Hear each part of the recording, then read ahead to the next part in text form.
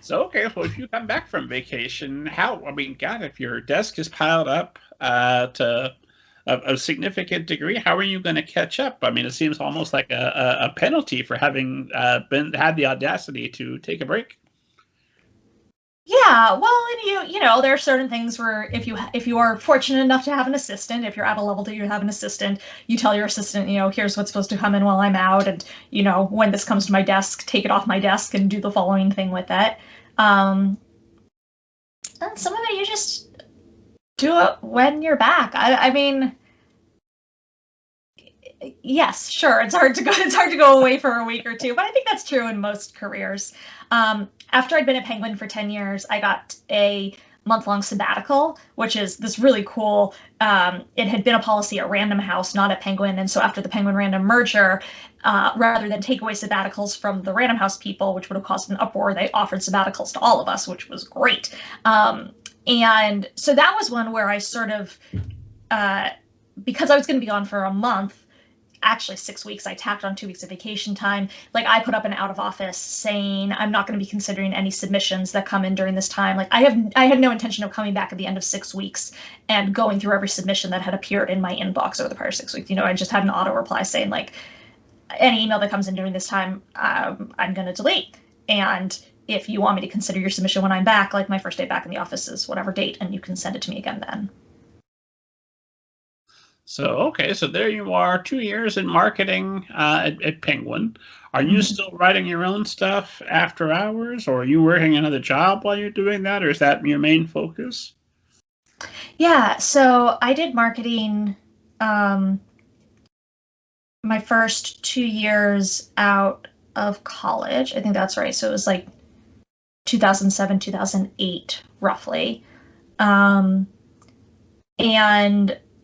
at first I was not writing, just because, like, I was figuring out how to live in New York and be a grown up and have a job and all that. And then sort of once I'd figured that out, I was like, okay, I can go back to writing now. And I was actually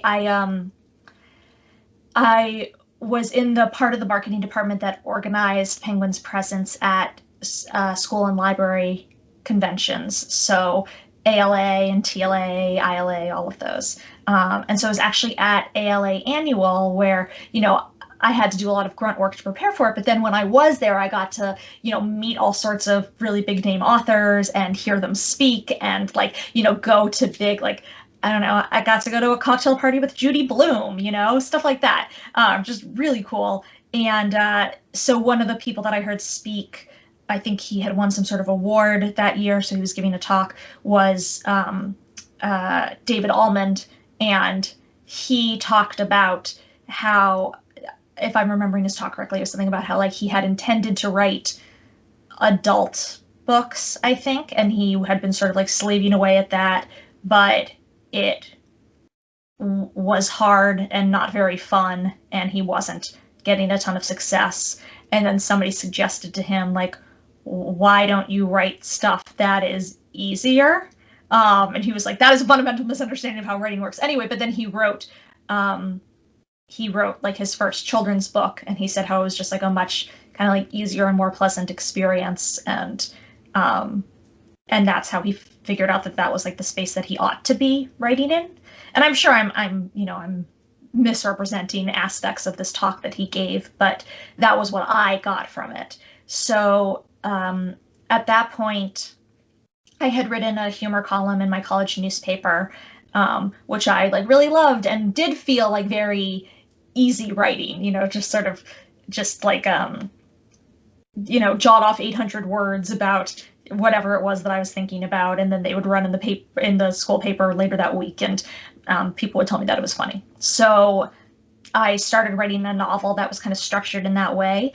It was a series of vignettes that were all humorous vignettes that were all set in the same location and about the same characters. And so I started with that, and there wasn't really any sort of unifying plot other than it being in the same setting and the same characters. And then after I had a bunch of those, I sort of came up with a plot that I like superimposed on top of it. And that became my first published novel, which was mostly Good Girls. And you had a background in improvisational comedy as well, correct? Yeah. So you did a little bit of everything: gymnastics, you did debating, improvisational comedy. You've got a degree in psychology, and you're working in publishing. What did To you? be clear, I was very bad at gymnastics. Well, okay, fair enough.